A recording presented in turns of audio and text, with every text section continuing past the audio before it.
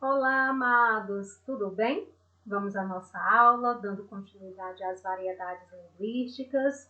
Vamos hoje também exercitar as variedades, a atividade lá nas páginas 64 e 65, as questões 1 a 4 e 1 a 3. Vamos prestar bem atenção.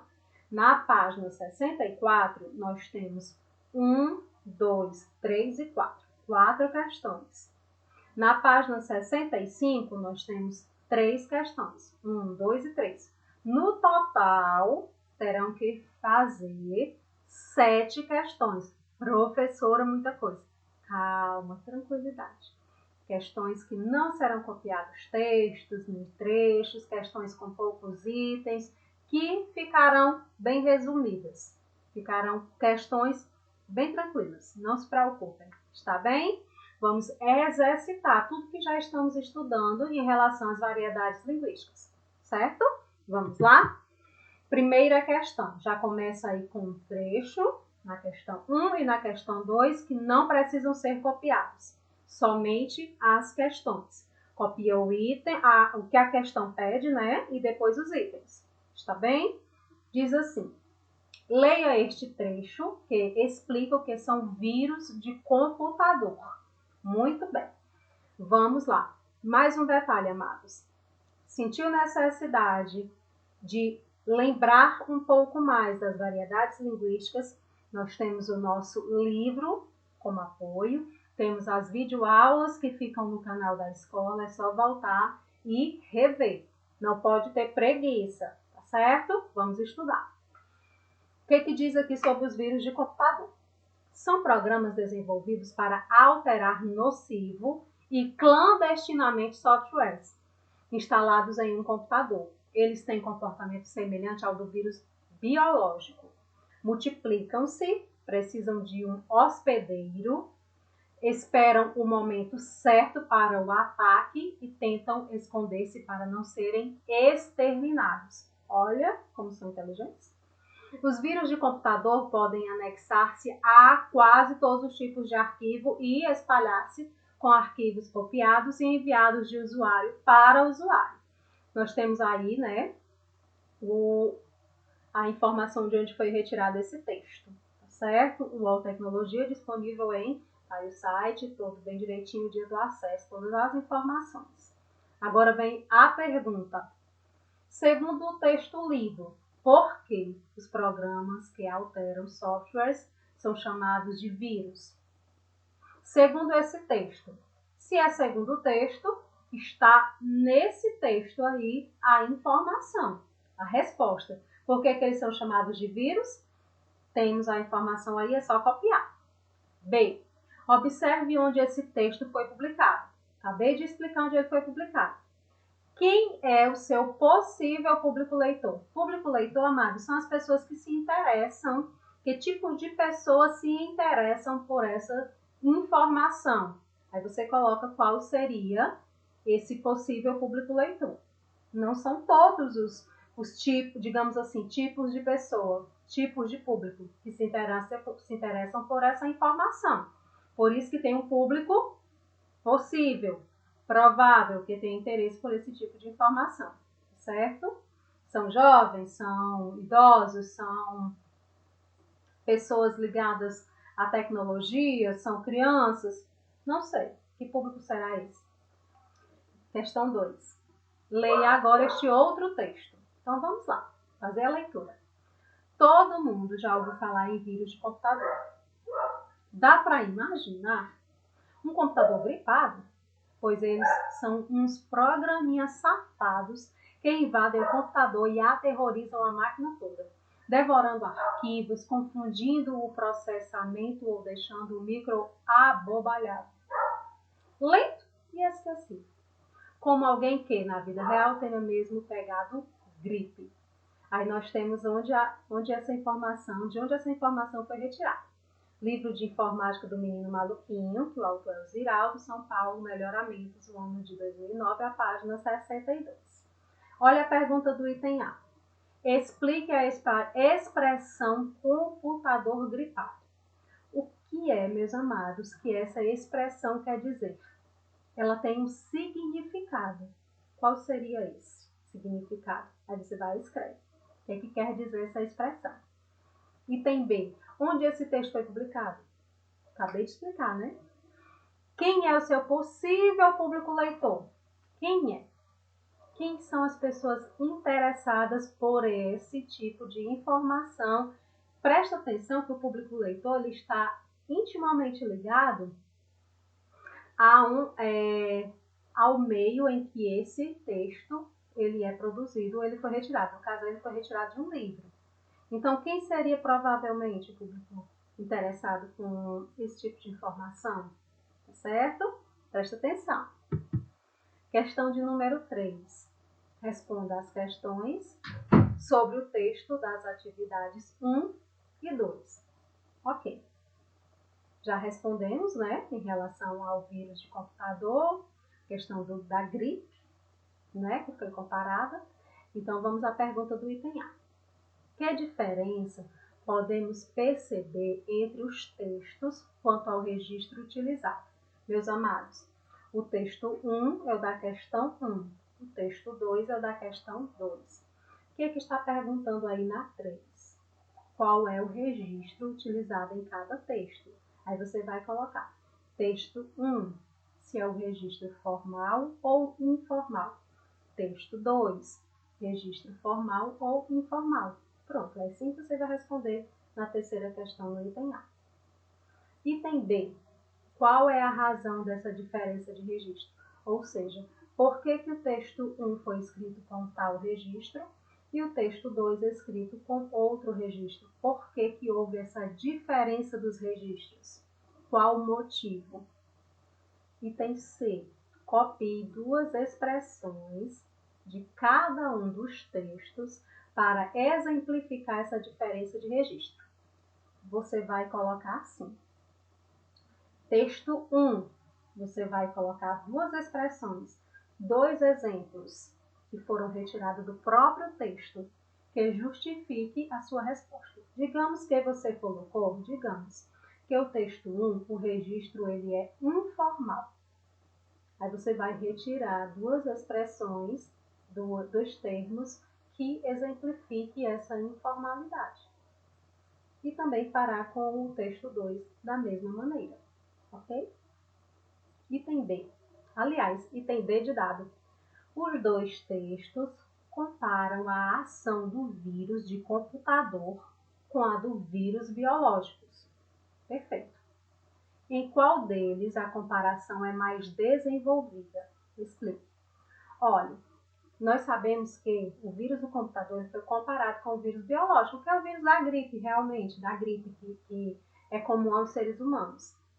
Aí a pergunta é, em qual das duas comparações, porque o texto 1 tem uma comparação e o texto 2 tem outra comparação, é mais desenvolvida essa informação da comparação do vírus de computador com o vírus biológico? Aí você vai colocar, é o texto 1, aí você vai explicar por que é o texto 1.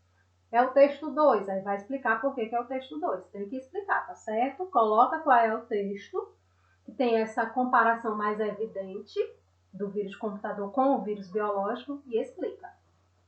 Questão 4. Não precisa copiar esse quadro. Não há necessidade, tá certo? Olha o que é que pede a questão 4. Crie um diálogo entre dois surfistas que se encontram na praia. Olha, já temos personagens. Dois surfistas. Já temos o local, o lugar, na praia. Fazendo o que, professora? Inserindo palavras ou expressões usualmente empregadas por pessoas desse grupo. Para isso, consulte o quadro a seguir, que traz algumas gírias usadas por surfistas. Então, vocês vão criar um pequeno diálogo, nada grandioso, de dois surfistas conversando na praia e utilizando as gírias que estão no quadro. Olha lá o glossário dos surfistas. Temos as expressões na primeira coluna e do lado os seus respectivos significados. Então, vocês vão... Professor, tem que copiar todos, assim, dentro do diálogo, eu tenho que utilizar todas as gírias? Não, amados, escolhe aquela que melhor se adequa ao diálogo que vocês vão criar, tá certo? O importante é que, se há um diálogo, vocês sabem que tem que ter organização e também orientação em relação ao quê? Aos sinais de pontuação, a escrita correta das palavras, colocar o travessão antes da fala das personagens, porque isso identifica, o travessão identifica que as personagens estão dialogando, que elas estão conversando entre si, está certo? Presta atenção. Vai escrever com letra maiúscula, olha a vírgula, olha a pausa, né? Que é a vírgula, olha o ponto final, olha a interrogação quando for fazer uma pergunta, olha a exclamação quando for surpresa. Preste atenção a todos esses detalhes. E copia o diálogo com lápis. Não precisa nem copiar título, não. Faz só o diálogo mesmo. Olha o que quer dizer big hiding, surfista que gosta de pegar ondas grandes e saber surfar nelas. Então, se você for utilizar essa expressão, já sabe o que significa. Cabuloso, perigoso, esquisito. Casca grossa, surfista muito bom em certas manobras, uma situação difícil. Crowd, cheio de gente. Drop, ato de descer a onda, dropar. Caô, conversa fiada, papo furado, essa até sabemos, né? Marrento, pessoa convencida, que se acha. Point, qualquer lugar ou local, lugar badalado. Trip, viagem para praticar surf. E vaca é um tombo, a queda na onda. Olha que legal! Então, pode utilizar essas expressões aí. Ah, uma coisa que eu quero pedir a vocês. Quando for construir o diálogo, que utilizar essas expressões, passa o traço embaixo da expressão para ficar bem destacada na hora que eu for fazer a leitura também conseguir identificar com maior precisão que você utilizou determinadas expressões do quadro. Está bem? Vamos à próxima. Agora é a questão 1, que no caso vai ser a 5. Não precisa copiar, o texto como é grande, é só para ser feita a leitura, tá certo? Não precisa copiar, copia só o enunciado da questão, que no caso aí vai ser a questão 5 no caderno. Está bem? Leia o texto a seguir, escrito por Marina Taqueda de Souza, que é filha de Maurício de Souza. Nele há um trecho de uma crônica escrita por ela em internetês. Olha que bacana. A Marina, ela é filha do Maurício de Souza, o criador da Turma da Mônica, tá certo? Olha o que é que ela vai nos falar. O internetês. Outro dia eu estava mostrando um trabalho de escola para minha mãe e ela notou um pequeno erro que me chamou muito a atenção. Eu tinha escrito na ao invés de não. Primeiro eu ri muito, mas depois fiquei meio intrigada. Eu passo tanto tempo no computador escrevendo tudo abreviado e errado que me acostumei até na escola. Estou escrevendo assim. Engraçado, né? Então, nem tanto. Admito que passou muito tempo na internet, mas nunca imaginei que fosse acontecer isso. Às vezes as pessoas nem me entendem, como a minha mãe, que não é fã da internet, nem imagina que novidade pode ser substituída por novidade. Presta atenção, meus amados, a palavra novidade pode ser substituída por o número 9 e a palavra dade. Presta atenção à forma. Mas pensem bem, não é muito fácil escrever e na do que ficar procurando acentos. Olha o com H, meus amados. Com H, viu? Na com o M no final. Não é mais fácil escrever KD com K e o D ao invés de KD? Normalmente, né? O K, a escrita normal. O que acontece é que os jovens de hoje têm tanta pressa para tudo, principalmente para conversar e escrever sem demorar no computador, que inventa esses tipos de coisas que realmente facilitam suas vidas. Eu, por exemplo, aderi a essa moda sem querer. Onde será que vamos parar? Para ver como é confuso o mundo e a língua da internet, o internetês. Vejam só a minha crônica traduzida por mesmo. Vejam só a minha crônica traduzida para o mesmo. Pai famoso.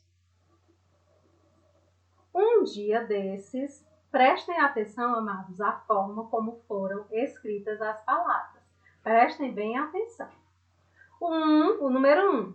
Um dia desses, um amigo meu me perguntou como era ser filha de um artista. Era a minha primeira vez que me perguntavam aquilo e eu, pega de surpresa, fiquei pensando durante um tempo e de repente a ficha caiu. Eu sou filha de um dos homens mais famosos do Brasil. A partir desse dia eu percebi que tinha uma grande responsabilidade em minhas mãos. Na escola eu passei, junto com o Mauro, a ser representante do meu pai, pelo menos na minha cabeça. Afinal, todos sabiam de quem éramos filhos e nos olhavam e imaginavam que estavam próximos do Maurício de Souza. É sempre assim. Amados, eu vou dizer que até eu senti um pouco de dificuldade de entender esse internetês todas essas expressões, mas tudo bem, vamos lá. Olha o que é que vai pedir aqui a vocês, agora é para copiar, tá bom? A que público você imagina que esse texto se dirige?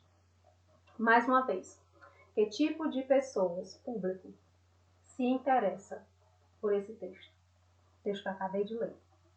B. Releia. Eu passo tanto tempo no computador escrevendo tudo abreviado e errado. Ao caracterizar sua escrita como errada, Marina compara seu modo de escrever com qual outro tipo de escrita? Se ela acha que está escrevendo tudo errado, então ela está comparando a escrita com qual outro tipo? Olha que nós já estudamos esse assunto na aula anterior.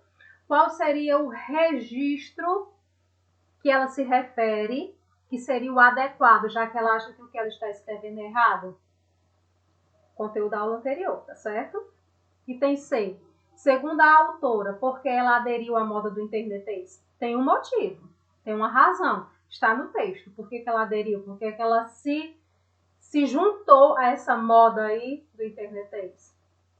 D. Que argumento ela usa para defender essa forma de escrever? Por que ela usa essa forma de escrever? Ela argumentou, quer dizer, ela deu a opinião dela, ela tentou convencer a mãe por que ela estava escrevendo agora daquela forma, tá certo? Aí você vai e escreve aí qual foi o argumento que ela utilizou. E a questão 2, perdão, amados, pronto. A questão 2, que no caso de vocês é a 6, você usa o internetês? Tá perguntando, você usa? Eu acho que sim. Eu tenho quase certeza que sim. Em que situações comunicativas ele pode ser usado? Aí você vai colocar sim ou não. Eu já acho que a resposta é sim, porque eu já recebo algumas coisas em internetês de vocês e vai explicar qual é a situação comunicativa, ou seja, em qual situação você emprega, você escreve, certo? Usando o internetês. E a terceira, que no caso do caderninho de vocês é a 7ª e última questão, pergunta assim. Marina indica algumas expressões do internetês. A. Na frase, não é mais fácil escrever KD ou K e o D, ao invés de KD? Que tipo de alteração é proposta ao substituir o KD por KD? A letra K e o D. O que foi que aconteceu? Você vai dizer, e o que aconteceu? Qual foi a mudança entre a palavra KD, escrita letrinha por letrinha, e o K e o D? Essa forma internetês. O que foi substituído aí? Certo? Quais letras foram substituídas? Só isso. Item B. De acordo com o texto, que outras alterações são propostas pelo internetês? Quais outras palavras foram feitas essas substituições? Aí você vai e escreve alguns exemplos, tirando do texto, tá certo? E para concluir, temos assim. O mesmo falante faz adequações de sua linguagem oral e escrita às diferentes situações comunicativas, de acordo com o contexto de produção. Interlocutores, finalidade, intencionalidade, meio de transmissão do texto e no momento em que é produzido. É verdade. Amados, nós falantes da língua portuguesa, utilizamos a linguagem oral e escrita, sempre adequando a situação de comunicação. Quando a situação pedir um contexto de fala ou escrita formal, nós assim buscamos palavras que caracterizem a linguagem formal. E se for de informalidade, nós também utilizaremos palavras e expressões descontraídas, afetivas, tá ok? Então ficamos aqui com a nossa aula de hoje. Beijo!